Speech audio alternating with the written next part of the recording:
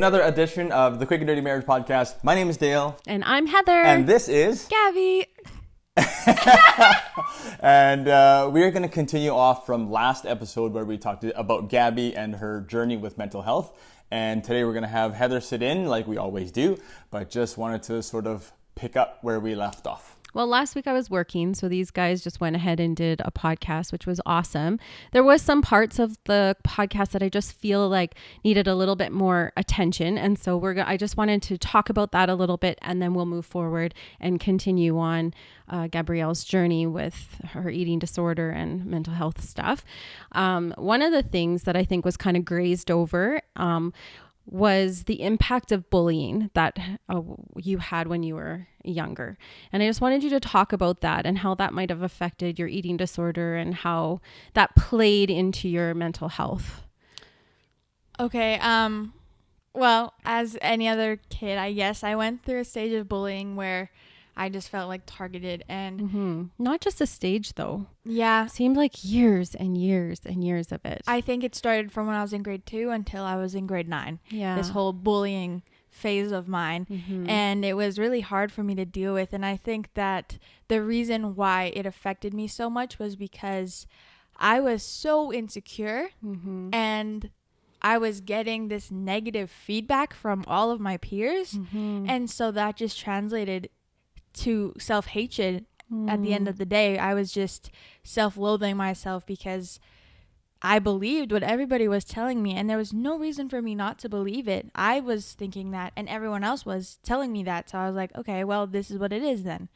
And so I think that carried on into my mental health problems. Yeah, for sure. And do you feel like that could have been maybe the start of you starting to like look inward and see faults where there wasn't any faults, but because people are just so nitpicky and mean? Yeah, for sure. I mean, going into it though, I was already kind of a little bit insecure. For sure, yeah. But I think it just magnified everything. Cool, because you're a sensitive girl. And I remember when you were going into kindergarten, Gabrielle, you have been just such the sweetest, most wonderful little daughter. And I remember when I sent you off to play school, actually. And I thought, you know what? If anybody is ever mean to her, because she's so precious and she's so sweet, they're going to have to deal with their mama or her mama because, and then it turns out grade 2 just kind of escalated. And you know what? There was no reason. There's never a reason for anybody to bully anybody. And it's unfortunate that it happens to so many kids there's no reason for it. And then you internalize it. And like you said, it turns into self-hatred and probably was the beginning from my perspective, perhaps was the beginning of some of your mental health struggles. And I really think it stems from jealousy because you're a very well put together girl. And I just think that it stems that a lot of it, I've talked to your doctors about it because they thought, how could she be a target for bullying? She's beautiful. She's funny. She's smart. Like she has everything going for her. There's no reason in the world that she should be or would have been a target for bullying. And my only thought is that it's jealousy, and jealousy can just corrode every and any relationship. And unfortunately corroded you on the inside too, but we're healing, right? Yeah. So I wanted to touch base on that. And then I also wanted to touch base. You had said on the last podcast that you saw your mom who was thin, who was exercising. Her mom, that's me, who was exercising and just making like healthy food choices, which really I never really moderately healthy food choices. And I wanted to just talk to other moms about that a little bit because like for our family, if anything, if weight was ever talked about, it was just because all of our kids are underweight. And so we always talk about how tiny everybody is.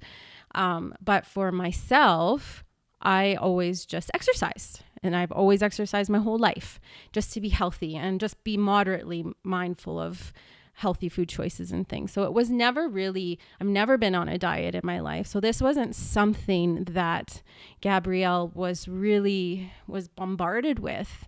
We were now and talk about diets and everything. She saw me exercising and she saw her dad going on jogs and running and being, healthy. And then we see our daughter imitating us. And she's exercising, this tiny little thing, lifting weights and doing sit-ups and all this, going for runs with her dad out in the summertime. And as parents, we think, oh, we're setting such a good example. Our daughter is copying our good example. And so one of the things I wanted to say just to other parents, that is awesome that your kids want to, copy our good examples. But there might have needed to be a conversation that needed to happen. So when we celebrate our children copying us, maybe take it another level and go, is there something else going on here? Because we just thought, oh, good, she's just copying our healthy examples. But there was something going on behind the scenes in her heart and her mind and her thoughts.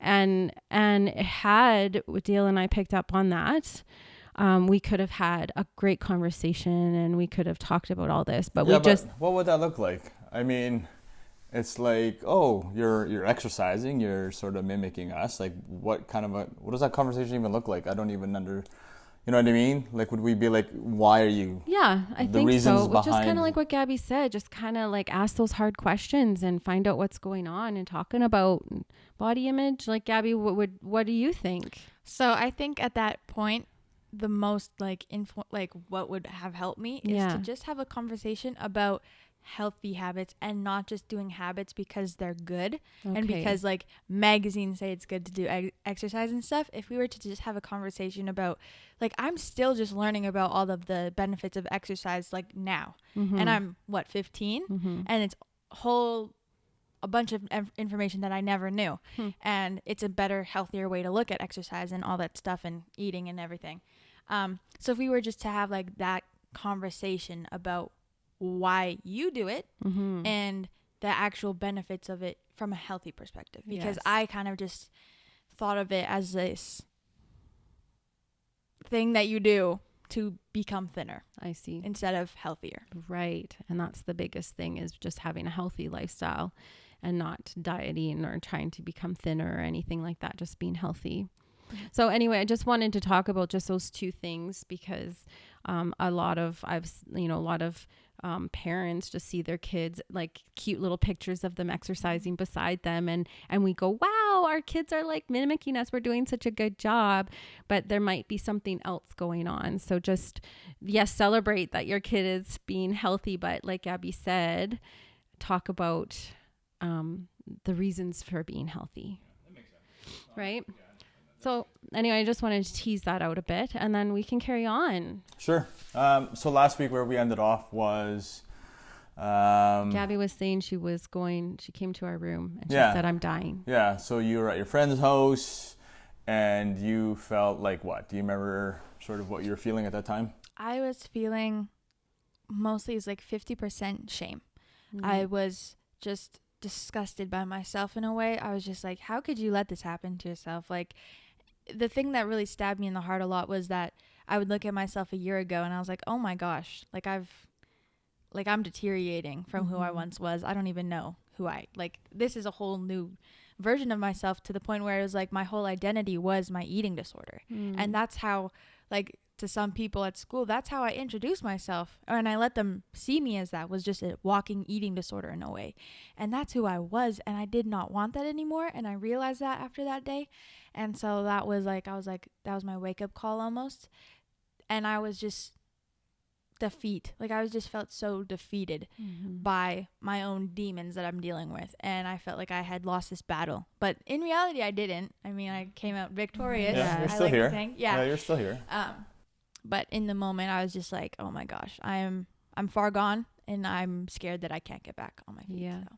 And I think you said, Mom, you said to me, I can't take care of myself anymore. I'm not able to take care of myself, and I don't know how. Okay, let's take it back to that night, because I remember I picked up Gabbie from her friend's house, And then I was on the computer, I was working, and then she went upstairs to talk to you. And that's where this conversation was happening. Yes. So when Gabbie was telling me you were at your friend's house because your friend has an eating disorder and she hadn't eaten for a few days, and you were at your friend's house and you were making her pizza and chicken wings or something like that. Is that correct? Yeah. And then her little sister was sad, and so you went upstairs to make her sister happy, and you guys had a big chat, and she started giggling, and you were like, okay. And then you came home and you felt so good that you were so helpful to your friend and to her family and to her little sister. And then I said to you, Gabbie, this is what kind of made it all fall apart. I said, Gabbie, because leading up to this day, I hadn't slept in days. I stayed up praying for Gabbie. I didn't know what to do because I knew she was struggling. She had shared with me before that she was purging, and we had gone to see an eating disorder counselor person. We were, in the works of trying to help her. And I was overwhelmed like so many parents did. I don't know how to help my daughter. There's so much to an eating disorder that I don't know or understand.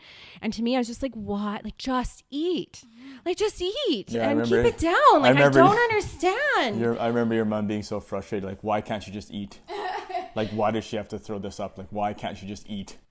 Because, and like that's how most people would think, and just being completely, this is a world I don't quite understand.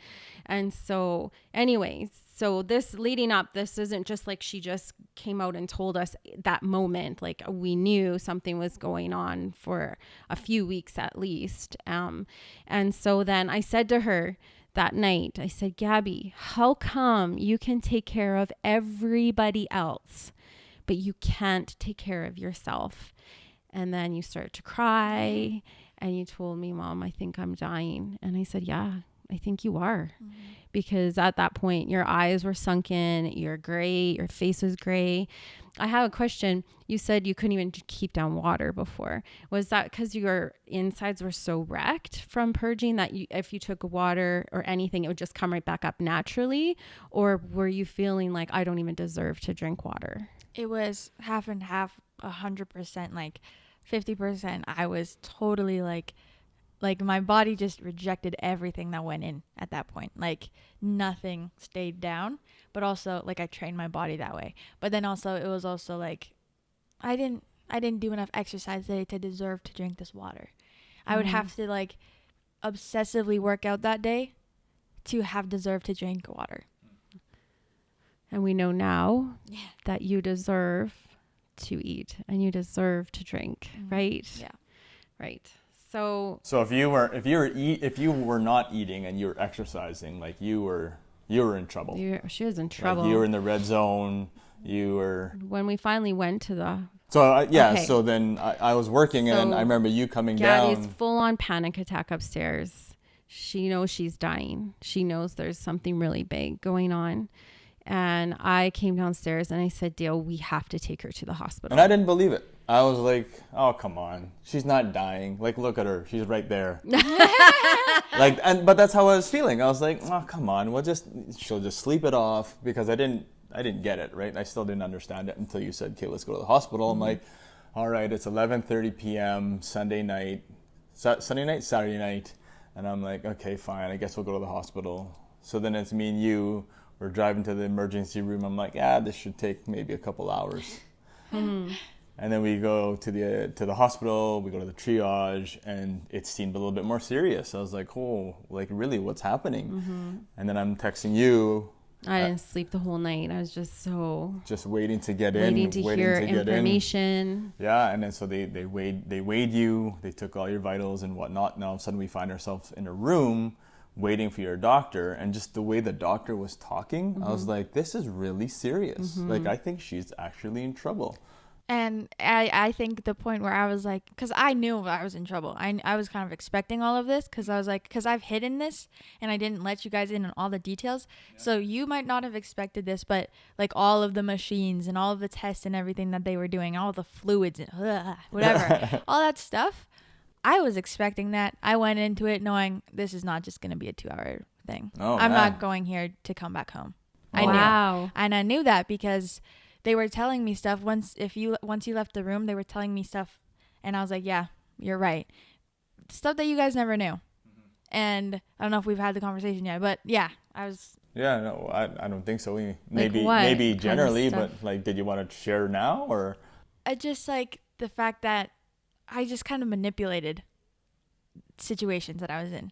Like, and my doctor was a man, and he was talking to me about how girls like me with eating disorders, very good manipulators, very good liars. We are very good at that. That's our pride and joy is to deceive. And so that was just kind of the thing that, like, we can't be trusted. Yes. We can't be. And we are so good at saying, oh yeah, I'm good. I got it. I'm fine. I'm fine. Mm-hmm. But then you turn your back and we're purging Okay. and stuff. So let's go there, because if this episode is meant to help parents and kids and whatnot, what is some manipulating things that you did so that other parents can see the warning signs? Like, oh my gosh, Good question. I see my daughter doing this. I see my son doing this. I better keep an eye out on that. So, like, what is something that you did often? Well, I have these puppy dog eyes.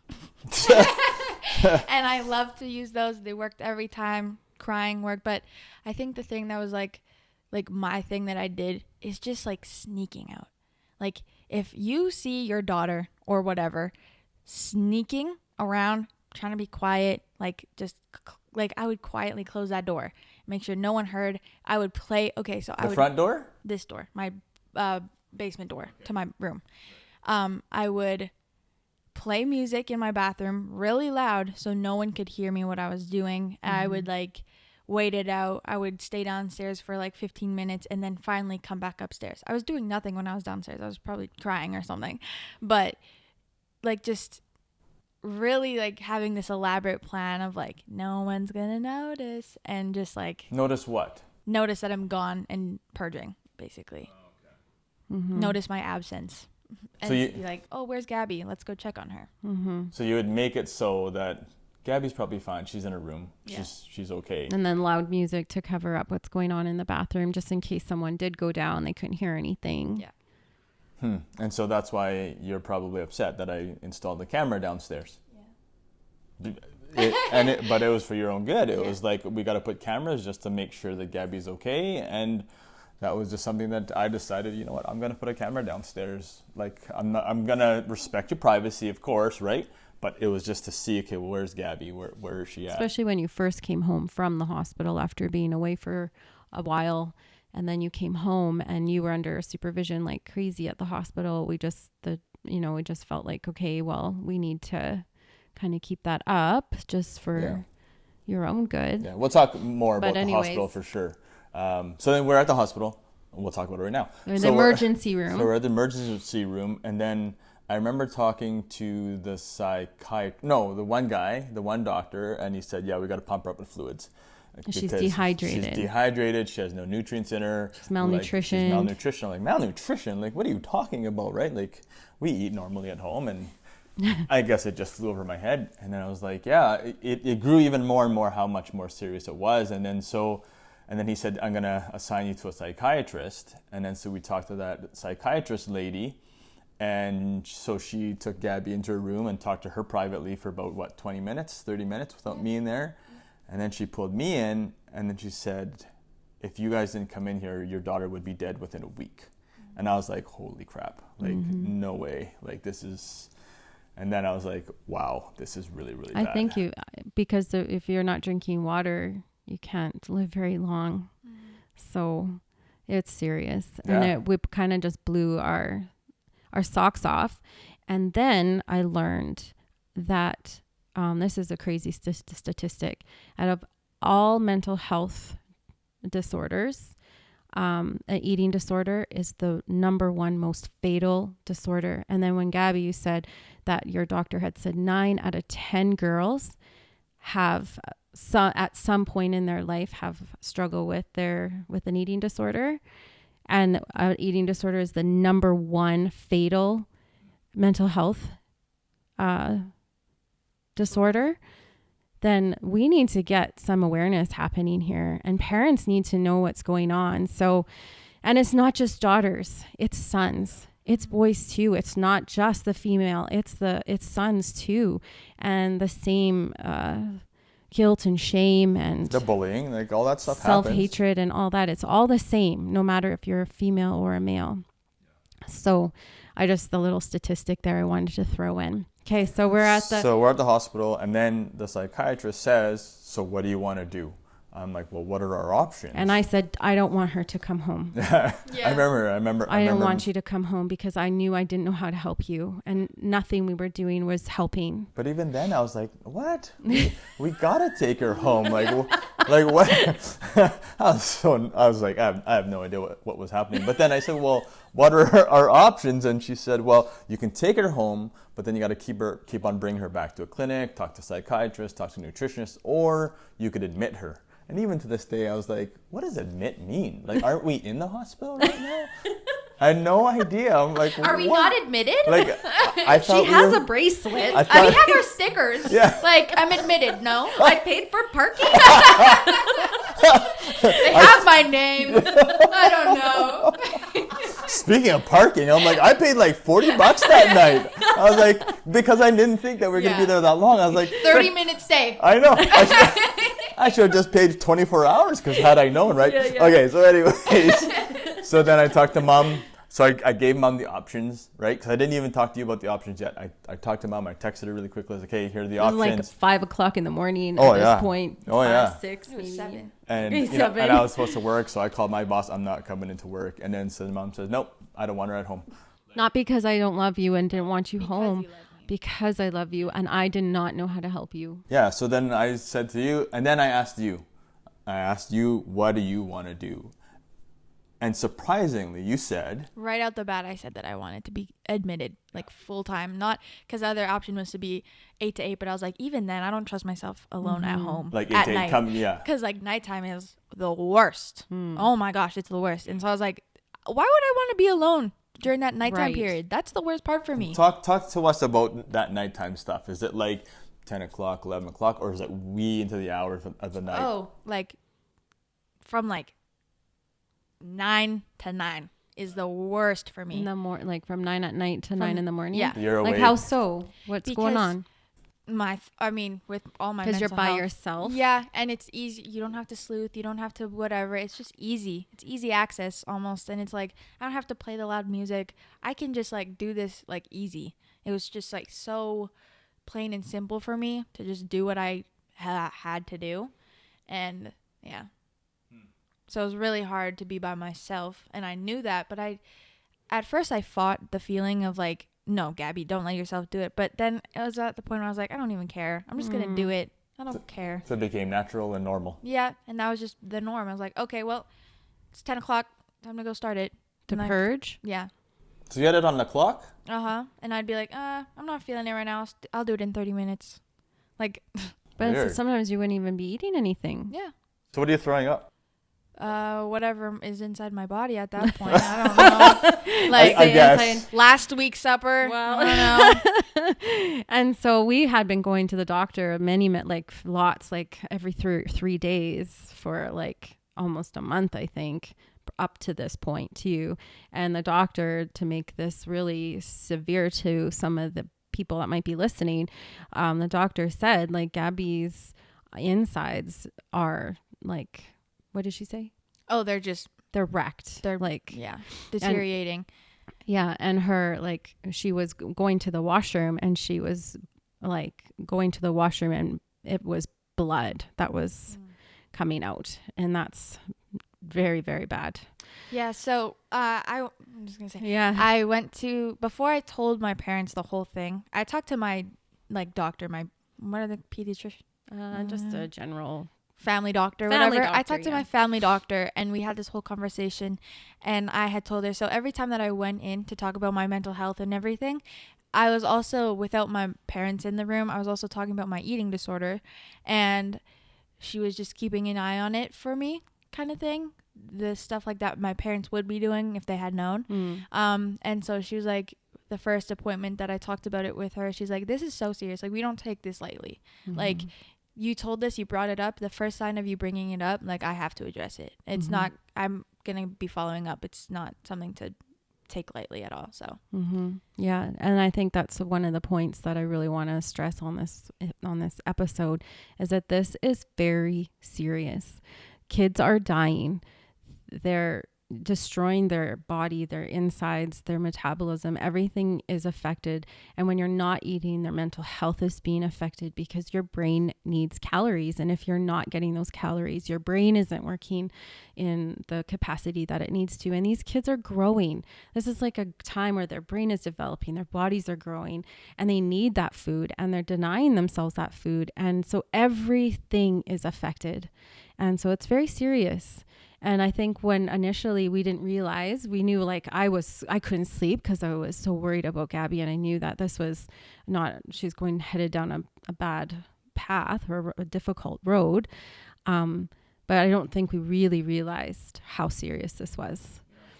Yeah. So I think out of this episode, what's really important is to showcase and talk to other parents about some of the signs, some of the things to be watchful of, like, because we picked up when you weren't really eating a whole lot, but we didn't really put it together that it could be an eating disorder, unless you did.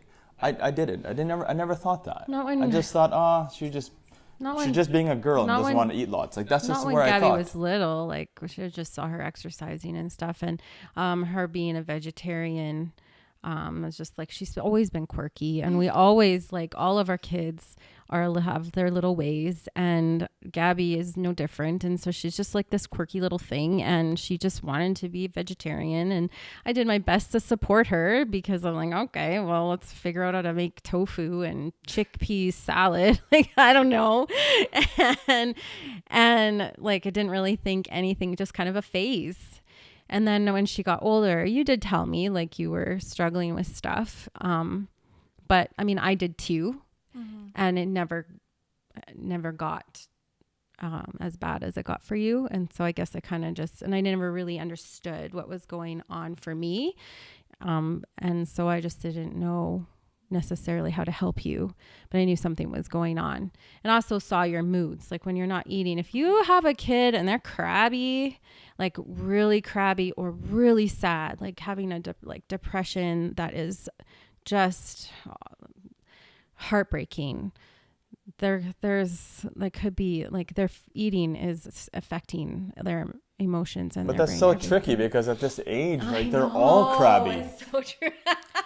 Not at the point where it's like every day. I feel like for a lot of kids being moody, I feel like it's like they have a day where they wake up in the morning, their dad splashes them in the face with water or something, and they just have a bad day. But I feel like for me, and are you saying that made you crabby when I splashed water in your face? Okay. But sorry. For like, I think you can kind of detect the depression, like, tendencies. And if they're picking up on any tendencies, like, that's a signal, especially if they're young, or like, I mean, I don't know. It's hard. It's so complicated, because but the vegetarian, that should have been a big, huge well, red it should flag. have been, because Gabbie, you're so depressed. And then because you were getting bullied, and then we switched schools to see if that could help the bullying. And then, like, what were you, like 8 or 9 years old? And you're an 8 or 9-year-old shouldn't be depressed. Like, they're little kids, and they should not be so depressed. No, not at that age. Like, at that point, my, like, catchphrase was like, I hate myself. And I think you girl. read my text with other people. I was like, that's what I said, like, every day. I hate myself. Why are you hating yourself when you're like 7, 8 years old? That is so, like, and to start out, like, my beginning years of life came out as like, I hate myself. Like, how is that going to translate 10 years down the road? Me. That's how it translated. Yeah. Like, everything that I've been through is. Oh, my sweet girl. And just know that too, like, I feel like we're a pretty supportive family. We're very close. We are really involved in the intricacies of our children's lives. Gabbie's getting bullied, we were on it. We were at the school, we're talking to parents, like, we were trying to figure out how to make that situation better for her. We didn't just blindly go through this thing. And that's what I'm just saying to parents. You could be so close. You could feel like you have your pulse on the heartbeat of your family and all your children. But this could just, because they're so sly and so slick and so manipulative and just hurting so badly. And then there's the master of disguise, put on a happy face and portray what they think you want to see, that it can go undetected. And like, we are a really close family and we're really supportive and we're, you know, like, we're trying to do the best we can for our children. And it became, we didn't notice, you know, like, it went undetected until it couldn't be hidden anymore. And thank the Lord that it couldn't be hidden anymore. Yeah. Hey, Belly. Mm-hmm. Oh, Belly is what I call her. It's her nickname. So if you were to say, like, your school, don't name your school, but if you were to say all the people in grade 10 to 11 or 12, like, what percentage do you think struggle with this? That you know of, officially know of. That I actually know of. I'll talk about my grade. Yeah. Because 90%. Wow. 90%, That's maybe horrible. more, because I think it affects everybody. But 90% where it affects them on another level. You know what I mean? Mm-hmm. The part where it's like a little bit scary. But And is there supports at your school for this stuff? there are, but I feel like everyone shies away. I talked to Everybody what? shies away from the support from the school. I talked to the support from the school, and it was so embarrassing. And not that it's a bad thing. You should definitely talk to somebody, but we walked around the halls while I was crying, tears and snot. And so I was like, no. Like, there was no room that you could go in. We took a walk around the school with all of my classmates watching me have a panic attack. If you write a book about your journey, I want you to call it Tears and Snot. Hey, that would be such a good book. Anyways, you know, I also just wanted to address, like, we're talking lightly about this and we're laughing, but it's definitely no laughing matter. Mm-hmm. Like Heather said, we have a close family. We're joyful. We like to goof around, but this is definitely not a joking matter. Mm-hmm. But we're getting through it. But I know that some people are even just starting the journey of it, and you might be listening and saying, "How could you even laugh at this?" Mm-hmm. So we don't, you know, we're not throwing like. We're not being light about it. We're not definitely not light. No. I guess our joy is we're on the other side of things, so it's nice to know that we're on the other side. But you know, our hope is just it helps anybody. So I just wanted to talk about that because I thought, here I am, we're laughing, but it's definitely not a laughing matter. Mm-hmm. Yeah, I remember when I was fresh out the hospital and going through this whole thing, I was like so touchy, so sensitive. Even when I was like on the other side in a way, like not really, but like kind of. Mm-hmm. I was just so touchy, and anytime any like trigger words were brought up, instant like panic kind of thing. And so even like it's easier for me to talk about this now, but hearing about this stuff when I was going through it was so detrimental almost, and I rejected all help. And I think that's another thing is like, I just denied anything. I would hear something that was like contradicting to everything that I believed, but I was like, no. And so I don't know. Yeah, but that's true. Like, this is not anything that should be laughed about. It's just easier too for us, but super sensitive. Yeah. Don't take it lightly. It's super serious. Yeah. And when the doctor tells us that our daughter would have been dead within a few weeks, that's like very sobering. Very sobering. Okay, so let's wrap this episode up. We haven't got into the hospital yet, but we're in the emergency room. But we will talk about Gabbie's stay in the mental health, the children's mental health ward, because it's very interesting. That's an understatement. That's a whole very unusual and very interesting experience, and it has had its benefits and its trauma. And so we will talk about that we'll talk about that next time. That stuff ripped my guts out, like that going. Anyways, we'll talk a little bit more about it on the next episode. So thanks for listening. Thanks for watching. And we'll talk. Well, what do I normally say? I don't know. Until the next episode. See ya.